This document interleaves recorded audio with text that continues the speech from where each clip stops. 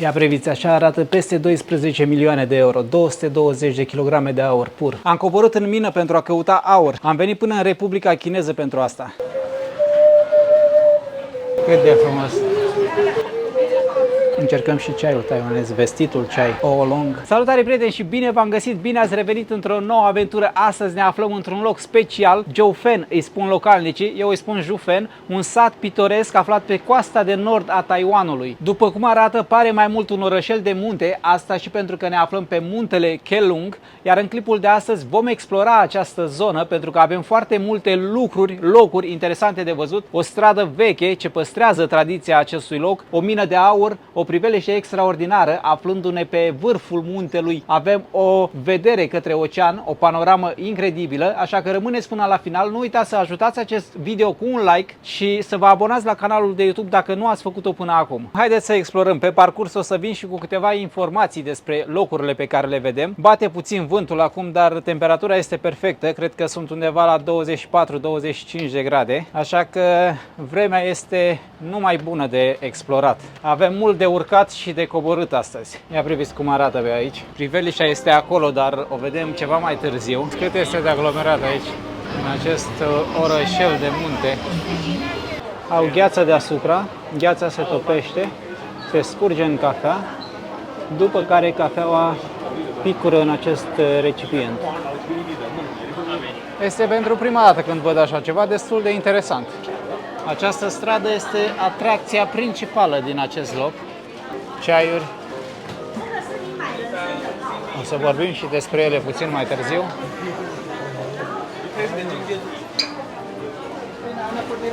Foarte multe ceainerii. Doamne, cât de bine miroase! Nu vă puteți imagina cum miroase. Chiar dacă nu ți este foame, ți se face instant. Tot felul de mirosuri aici. Priviți câtă lume. Doamne, cât de bine miroase! Avem și un cățel.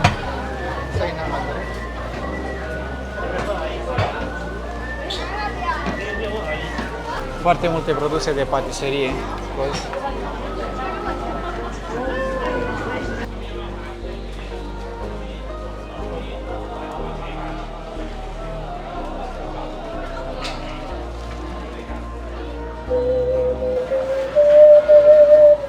Cât de frumos!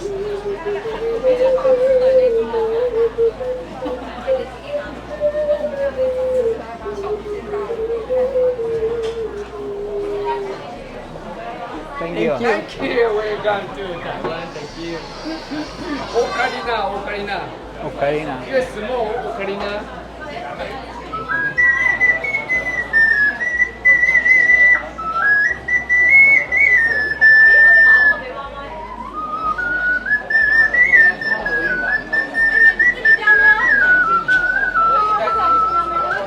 Thank you. Thank you so much! Beautiful!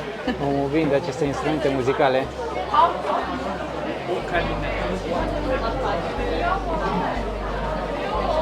Get paid up, get Le și pictează.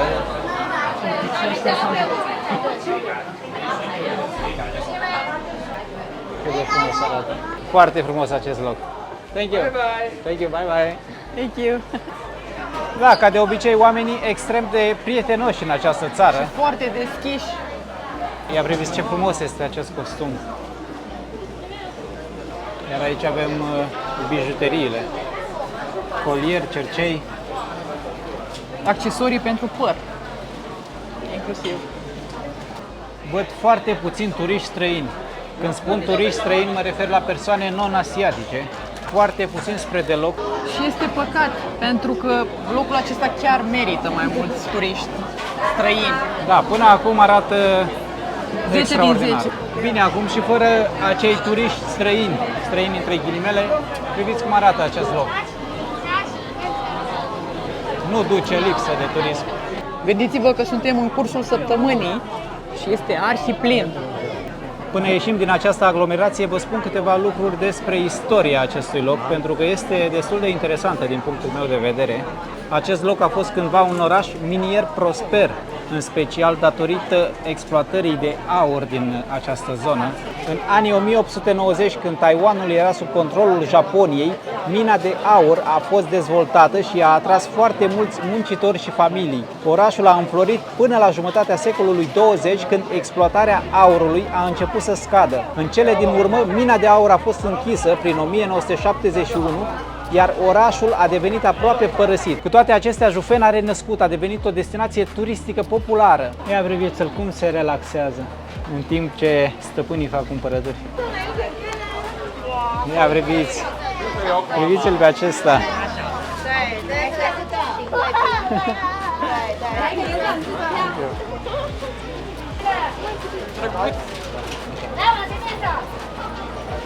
Da, din mers.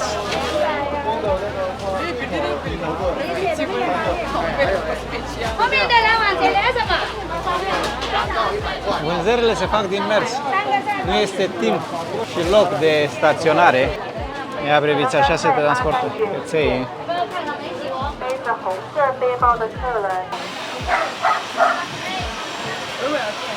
Cât este de mare. Cum să nu miroase frumos? Jufen Old Street, strada pe care ne aflăm acum, este o stradă îngustă care se întinde de-a lungul dealului pe care se află orașul. Vedeți câtă dexteritate are omul. Iar din câte observăm aici, este locul unde vechiul întâlnește noul și tradiția se îmbină perfect cu inovația. Strada este pavată cu piatră și înconjurată de clădiri istorice construite în stil tradițional chinezesc. Unele dintre ele au fațada în stil japonez, amintind de perioada colonială japoneză.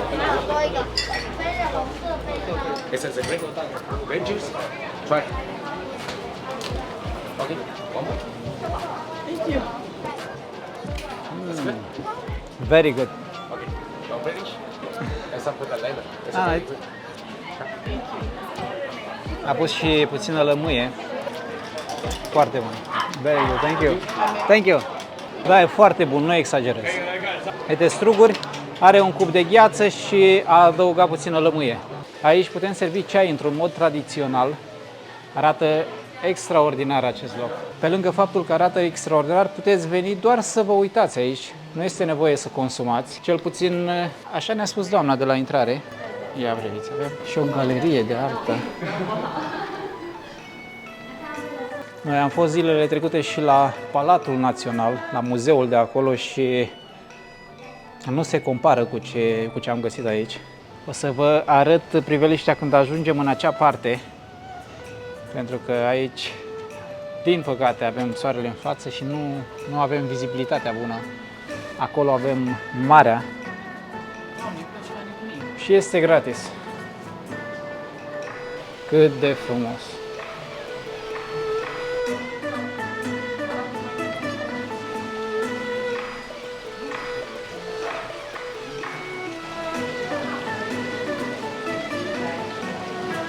Aici avem ceaiul. Priviți ce fel arată.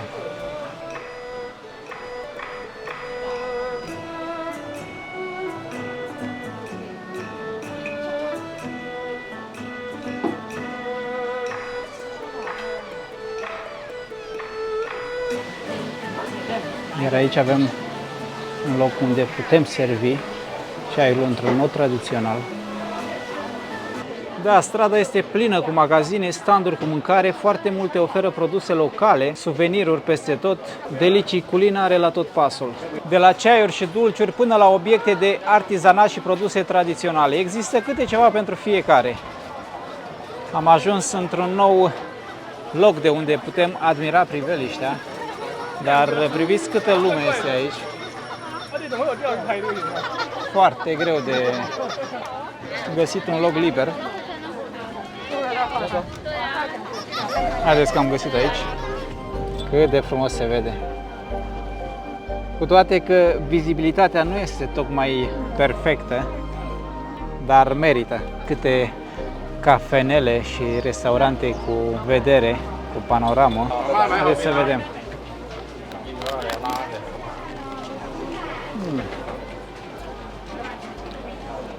Foarte bun, interesant.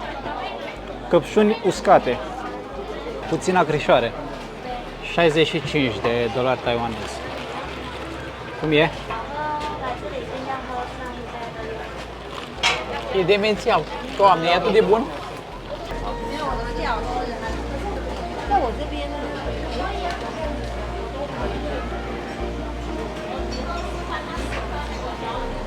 Aici se vede că totul este nou. Foarte frumos acest loc. Are și locuri de cazare, doar că noi suntem cazați în Kelung. Este un oraș în apropiere, la 10 km departare. Am venit cu autobuzul până aici. Kelung este la 25 de km de Taipei.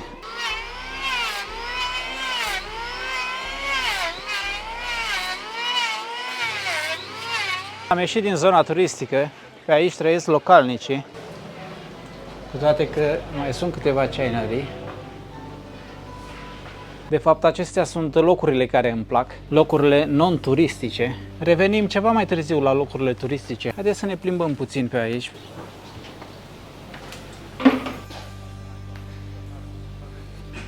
Nici nu știu dacă avem voie pe aici.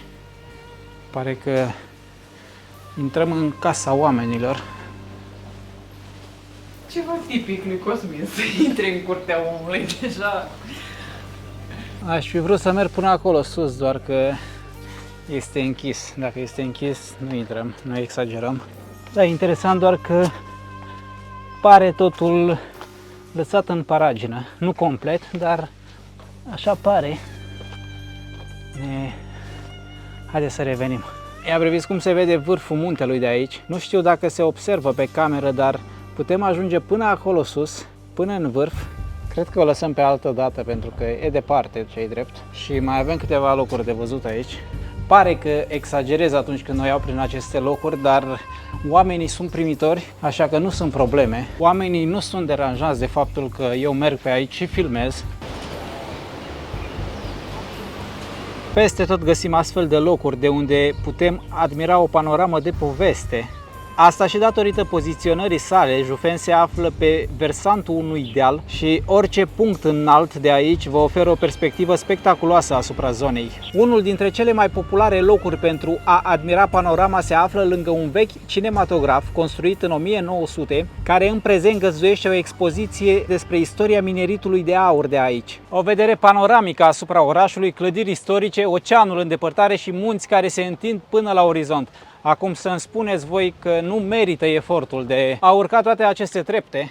Ia priviți, pentru că nu este atât de simplu pe cât pare. Iar acolo sus avem locul cel mai popular de unde putem admira panorama. Pe acel zid avem minerii care scot aurul de sub pământ. Există și un muzeu al aurului aici în apropiere. Vreau să mergem puțin și acolo. Bine, nu este chiar în apropiere, este undeva la 3-4 km.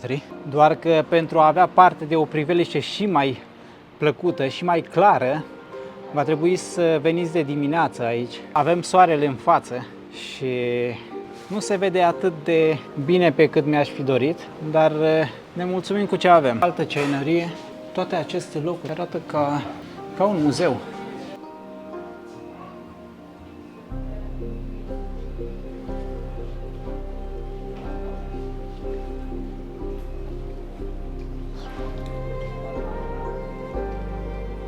Încercăm și ceaiul taiwanez, vestitul ceai oolong. Foarte, foarte bun. It's very good.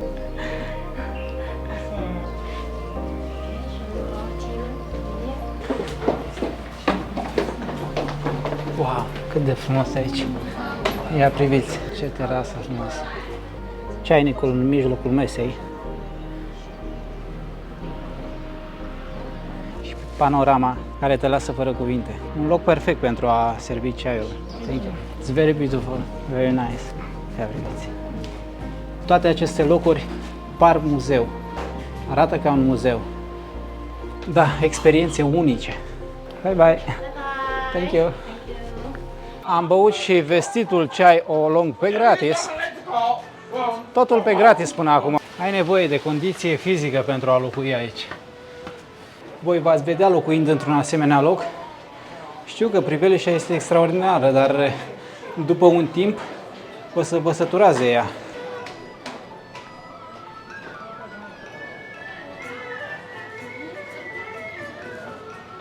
Nu mă așteptam să fie atât de frumos, să-mi placă atât de mult. Dacă tot ați ajuns până în acest punct al clipului, nu uitați să-i dați un like și să vă abonați la canalul de YouTube pentru că ajută foarte, foarte mult. Cum se vede, acum vrem să ajungem la Muzeul de Aur. Avem câțiva kilometri de mers pe jos.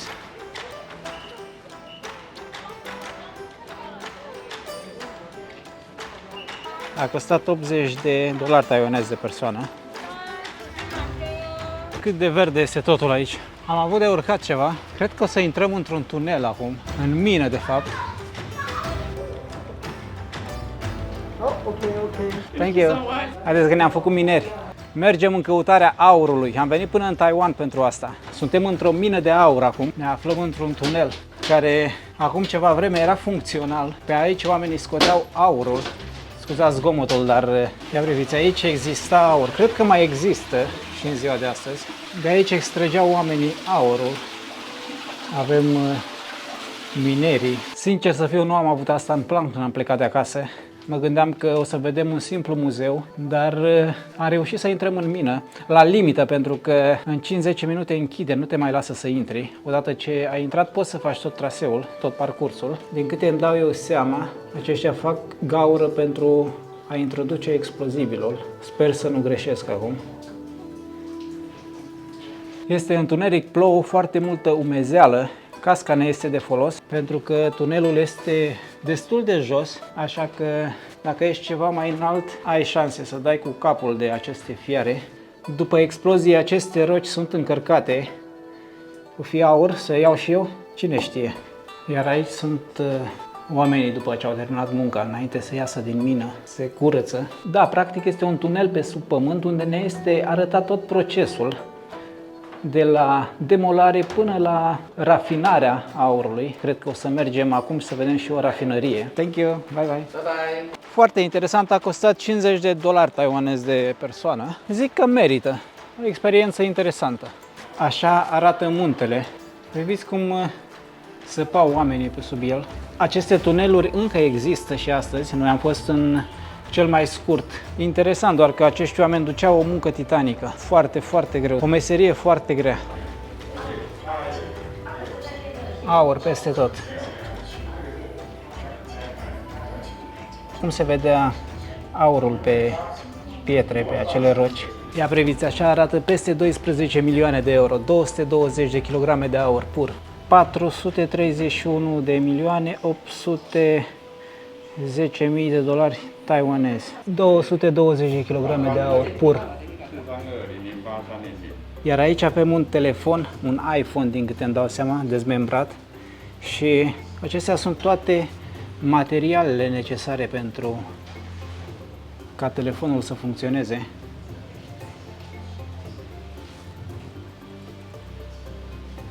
Tot ceea ce vedeți aici este din perioada ocupației japoneze, perioadă în care această zonă a înflorit. Cât de frumos! Am văzut un semn, atenție, atenție la șerpi. Foarte frumos. Plimbările în natură ar trebui făcute mult mai des pentru că sunt extraordinare și te relaxează. Cel puțin pe mine mă relaxează. Natura și marea au același efect asupra mea. În concluzie, acest loc este cu adevărat special, unde vechea lume se întâlnește cu cea nouă într-un mod uimitor. De la străduțele înguste și clădirile tradiționale din Old Street până la ceainăriile pline de atmosferă și vederile panoramice uimitoare. Acest sat sau orășel are câte ceva pentru toată lumea. Acum sper că acest vlog v-a deschis o mică fereastră spre frumusețea și cultura din Jufen și că v-a făcut să vă doriți să vizitați această zonă în cazul în care sunteți prin apropiere. Închei acest vlog aici pentru că deja s-a făcut târziu, o să trebuiască să luăm autobuzul până în oraș, avem de mers vreo 10 km, așa că va trebui să ne grăbim pentru că se întunecă. Eu vă mulțumesc frumos pentru că ați rămas până la final, nu uitați să ne ajutați cu un like, să distribuiți clipul pentru a ajunge la cât mai multă lume și să vă spuneți părerile ca de obicei în comentarii. Până data viitoare, numai bine! Vine mașina de gunoi în vârful muntelui, cântă și aici. Același lucru ca în oraș. Oamenii scot gunoiul și așteaptă mașina. Sunt oameni ce locuiesc pe acolo.